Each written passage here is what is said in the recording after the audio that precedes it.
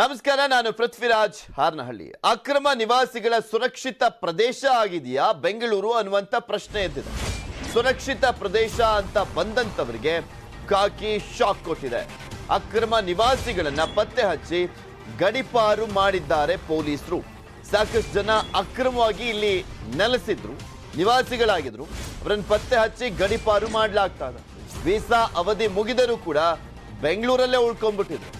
ಚೆನ್ನಾಗಿದೆಯಲ್ಲ weather, ಕೆಲಸ ಸಿಗುತ್ತೆ, ಆರಾಮಾಗಿರ್ಬೋದು ಅಂತ 600 ವಿದೇಶಿಗರನ್ನ ಪತ್ತೆ ಹಚ್ಚಿ ಗಡಿಪಾರನ್ನ ಮಾಡಿದ್ದಾರೆ ಕಾಕಿ ಪಡೆಯವರು.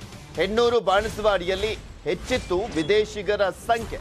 ಅದರಲ್ಲೂ ಸ್ಪೆಷಲಿ ನೈಜೀರಿಯಾ ಪ್ರಜೆಗಳನ್ನ ಕಂಟ್ರೋಲ್ ಮಾಡುವಂಥದ್ದೇ ಸವಾಲಾಗ್ಬಿಟ್ಟಿತ್ತು. ಯಾಕೆಂದ್ರೆ ಬರೀ ಪುಂಡಾಟ, ಜಗಳ, ಕಿತ್ತಾಟ, ಇದರಲ್ಲೇ ಯಾವಾಗ್ಲೂ ಕೂಡ ನೈಜೀರಿಯನ್ ಪ್ರಜೆಗಳು ಇಲ್ಲಿ ಫೇಮಸ್ ಆಗ್ತಾ ಇದ್ರು. ಪಾಕ್ ಯುವತಿ ಗಡಿಪಾರು ಬೆನ್ನಲ್ಲೇ ಪೊಲೀಸರು ಫುಲ್ ಅಲರ್ಟ್ ಆಗಿದ್ದಾರೆ. ಪಾಕ್ ಯುವತಿ ಪತ್ತೆಯಾದ ಬಳಿಕ ಅಲರ್ಟ್ ಆಗಿರುವಂತದ್ದು ಪೊಲೀಸರು.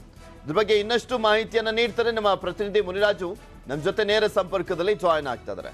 ಮುನಿರಾಜು, ಸ್ಪೆಷಲಿ ಇಲ್ಲಿ ಗಮನಿಸ್ತಾ ಇದ್ವಿ, ಈ ಹಿಂದೆನೂ ಕೂಡ ಗಾಂಜಾ ವಿಚಾರಕ್ಕೆ ಸಂಬಂಧಪಟ್ಟಂತೆ, ಡ್ರಗ್ಸ್ ವಿಚಾರಕ್ಕೆ ಸಂಬಂಧಪಟ್ಟಂತೆ ಬಂದಾಗ ನಾವು ಪತ್ತೆ ಹಚ್ಚಿ ಗಡಿಪಾರು ಮಾಡ್ತೀವಿ. ಇಲ್ಲಿ ಪ್ರಮುಖವಾಗಿ ವಿದೇಶಿ ಪೆಡ್ಲರ್ಗಳು ಜಾಸ್ತಿ ಇದ್ದಾರೆ, ಸೊ ಹೀಗಾಗಿನೇ ಹೆಚ್ಚಿನ ಸಂಖ್ಯೆಯಲ್ಲಿ ಡ್ರಗ್ಸ್ ಸಪ್ಲೈ ಆಗ್ತಾ ಇದೆ ಅನ್ನುವಂಥ ಆರೋಪ ಇತ್ತು. ಆ ಟೈಮ್ನಲ್ಲೂ ಕೂಡ ಗಡಿಪಾರು ಮಾಡ್ತೀವಿ ಅಂತ ಹೇಳಿದ್ರು, ಬಟ್ ಸೈಲೆಂಟ್ ಆಗಿಬಿಟ್ಟಿದ್ರು.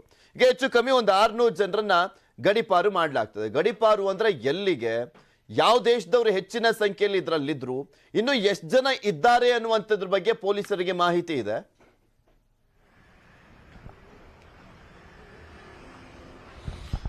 ಪೃಥ್ವಿ, ಏನು ಬೆಂಗಳೂರಿನಲ್ಲಿ ಒಂದು ಅಕ್ರಮವಾಗಿ ಒಂದು ವಿದೇಶಿ ಪ್ರಜೆಗಳ ಒಂದು ನೆಲೆಸುವಂತ ಒಂದು ಹಾಟ್ ಸ್ಪಾಟ್ ಅಂತಾನೆ ಹೇಳ್ಬೇಕು. ಯಾಕಂದ್ರೆ ಅಷ್ಟು ಜನ, ದೊಡ್ಡ ಮಟ್ಟಿಗೆ ಒಂದು ಬೆಂಗಳೂರಿನಲ್ಲಿ ಸಾಕಷ್ಟು ಜನ ವಿದೇಶಿ ಪ್ರಜೆಗಳು ತಮ್ಮ ವೀಸಾ ಅವಧಿ ಮುಗಿದ್ರು ಸಹ ಒಂದು ಇಲ್ಲಿ ಒಂದು ನೆಲೆಗೊಳ್ತಾರೆ. ಅದರಲ್ಲೂ ಇತ್ತೀಚೆಗೆ ಏನು ಪಾಕಿಸ್ತಾನದ ಯುವತಿ ಅಕ್ರಮವಾಗಿ ಸುಮಾರು ಒಂದು 6 ತಿಂಗಳ ಕಾಲ ಬೆಂಗಳೂರಿನಲ್ಲೇ ವಾಸ ಮಾಡಿರ್ತಾರೆ. ಇಂಥ ಸಂದರ್ಭದಲ್ಲಿ ಆಕೆಯನ್ನ ಪತ್ತೆ ಮಾಡಿ ಒಂದು ಆಕೆ ಒಂದು ಮಾತೃ ದೇಶಕ್ಕೆ ಒಂದು ಆಕೆಯನ್ನು ಗಡಿಪಾರು ಮಾಡ್ತಾರೆ. ನಂತರ ಬೆಂಗಳೂರಿನಲ್ಲಿ ಇರುವಂತಹ ಇಂಥ ಒಂದು ಪ್ರಜೆಗಳನ್ನ ಪತ್ತೆ ಹಚ್ಚೋ ಸಲುವಾಗಿ ಪೊಲೀಸರು ಒಂದು ವಿಶೇಷ ಕಾರ್ಯಾಚರಣೆಯನ್ನ ಮಾಡ್ತಾರೆ. ಅಂದ್ರೆ ಎಷ್ಟು ಜನ ಇನ್ನು ಬೆಂಗಳೂರಿನಲ್ಲಿ ಅಕ್ರಮವಾಗಿ ನೆಲೆಸಿದರೆ ಅನ್ನೋದನ್ನ ಪತ್ತೆ ಹಚ್ಚಿದಾಗ ಸುಮಾರು ಒಂದು 600ಕ್ಕೂ ಹೆಚ್ಚು ಜನ ಈ ರೀತಿಯಾಗಿ ಬೆಂಗಳೂರಿನಲ್ಲಿ ಅಕ್ರಮವಾಗಿ ನೆಲೆಸಿದ್ದಾರೆ ಅನ್ನೋ ಒಂದು ಮಾಹಿತಿ ಪೊಲೀಸರಿಗೆ ಸಿಕ್ಕಿರುವಂತದ್ದು. ಅದರಲ್ಲಿ ಈಗಾಗಲೇ ಸುಮಾರು 34 ಜನರನ್ನ ಅವರನ್ನ ಪತ್ತೆ ಹಚ್ಚಿ ಅವರ ಮಾತೃ ದೇಶಗಳಿಗೆ ಒಂದು ವಾಪಸ್ ಕಳಿಸುವಂತ ಕೆಲಸವನ್ನು ಸಹ ಪೊಲೀಸರು ಮಾಡ್ತಾ ಇದ್ದಾರೆ. ಮತ್ತೆ ಇನ್ನೂ ಕೆಲವರನ್ನ ಪೊಲೀಸರು ವಶಕ್ಕೆ ಪಡ್ಕೊಂಡು ನೆಲಮಂಗಲ ಬಳಿ ಇರುವಂತಹ ಒಂದು ಡಿಟೆಕ್ಷನ್ ಸೆಂಟರ್ ಏನಿದೆ ಅಲ್ಲಿ ಅವರನ್ನ ತಾತ್ಕಾಲಿಕವಾಗಿ ಅವರಿಗೆ ಒಂದು ವಸತಿಯನ್ನ ಕಲ್ಪಿಸಿ ಅಲ್ಲಿರುವಂತದ್ದು.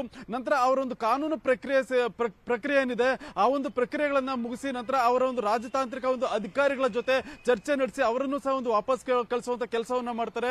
ಇದೇ ರೀತಿ ಬೆಂಗಳೂರಿನಲ್ಲಿ ಸಾವಿರಾರು ಸಂಖ್ಯೆಯಲ್ಲಿ ಈ ರೀತಿಯಾಗಿ ಒಂದು ಅಕ್ರಮವಾಗಿ ಒಂದು ವಿದೇಶಿ ಪ್ರಜೆಗಳು ಇರೋದ್ರ ಬಗ್ಗೆ ಪೊಲೀಸರಿಗೆ ಪದೇ ಪದೇ ಮಾಹಿತಿ ಸಿಗುತ್ತೆ.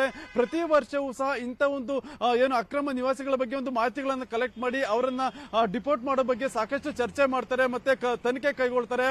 ಆದ್ರೆ ಎಲ್ಲೋ ಒಂದ್ ಕಡೆ ಏನು ವರ್ಷಗಳು ಕಳೀತಾ ಇದ್ದಂತೆ ಅದ್ರ ಸಂಖ್ಯೆ ತುಂಬಾ ಕಡಿಮೆ ಆಗುತ್ತೆ. ಆದ್ರೆ ಕೆಲವರು ಇದರಲ್ಲಿ ಬೇರೆ ಬೇರೆ ಕೇಸ್ಗಳಲ್ಲಿ ಇನ್ವಾಲ್ವ್ಮೆಂಟ್ ಆಗಿ ಅವರು ಪೊಲೀಸ್ ಠಾಣೆ ಮತ್ತೆ ಜೈಲು ಅಂತ ಓಡಾಡ್ತಿರ್ತಾರೆ. ಅಂತ ವಿದೇಶಿ ಪ್ರಜೆಗಳನ್ನ ಪತ್ತೆ ಮಾಡಿ ಅವರಿಗೆ ಬೇಗ ಅವರ ಒಂದು ಕಾನೂನು ಹೋರಾಟ ಏನಿದೆ ಅದನ್ನ ಮುಗಿಸಿ ಅವರನ್ನ ಅವರ ಒಂದು ಮಾತೃ ದೇಶಕ್ಕೆ ಕಳಿಸುವಂತ ಕೆಲಸವನ್ನು ಸಹ ಪೊಲೀಸರು ಮಾಡ್ತಾರೆ. ಆದ್ರೆ ಇದು ತುಂಬಾ ಕಡಿಮೆ ಸಂಖ್ಯೆಯಲ್ಲಿ ಆಗ್ತಾ ಇದೆ ಅಂತ ಹೇಳ್ಬೋದು.